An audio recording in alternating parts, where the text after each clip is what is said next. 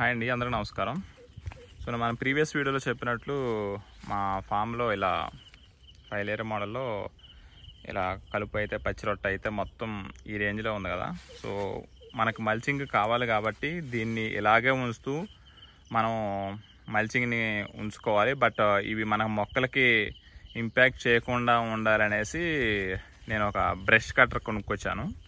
So brush cutter కొనుక్కొచ్చి ఈ మనకి ఏదైతే బాగా మొక్కలు పెరిగి ఈ చెట్టు చూడండి ఎలా పట్టిందో.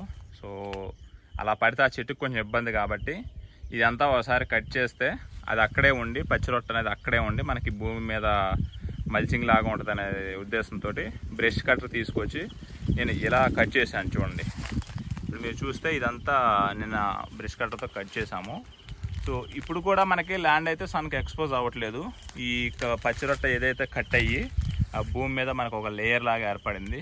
సో ఇలా ఉండింది ఈ ఫామ్ మొత్తం.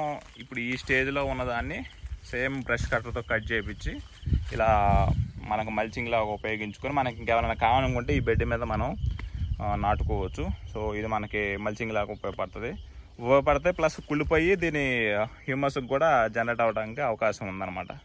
సో ఈ విధంగా ఉన్న ఫామ్ని మనం బ్రష్ కట్టర్తో కట్ చేసి ఈ స్టేజ్కి తీసుకురావాలని నా ఐడియా.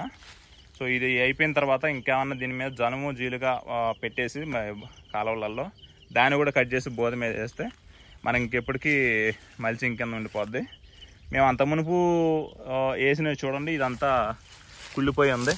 ఇదంతా కుళ్ళిపోయిన రొట్ట. ఈ రొట్ట అంతా కుళ్ళిపోయి మనకి ఎరువులాగా కూడా ఉపయోగపడుతుంది అనమాట. సో అప్పుడు మనకి భూమిలో ఉన్న వానపాములు అనేది కొంచెం హెల్తీగా ఉంటాయి, హ్యూమస్ కూడా జనరేట్ అవుతుంది. సో ఇది మన నెక్స్ట్ ప్లాన్ ఆఫ్ యాక్షను. ఈ మొత్తం ఇలాగే కట్ చేయించి సో ఈ స్టేజ్కి తీసుకొచ్చేసి చూడాలి మళ్ళీ ఫర్దర్గా దీని పరిస్థితి ఏంటనేది ఎలా వస్తుంది అనేసి. సో మనం కలుపుని ఇలా మేనేజ్ చేసుకుంటూ మన ప్రధాన పంటలైన అటువంటి వాటిని మనం పెంచుకోవాలనేది నా ఉద్దేశం. చూద్దాం. మనం ఇది అయితే నేను స్టార్ట్ చేశాను, ఇది నెక్స్ట్ ఏ స్టేజ్కి వెళ్తుంది అనేది. Thank you for watching this video. మీ సలహాలు సూచనలు ఏమైనా ఉంటే దీన్ని కామెంట్ రూపంలో తెలియజేయగలరు. Thank you all.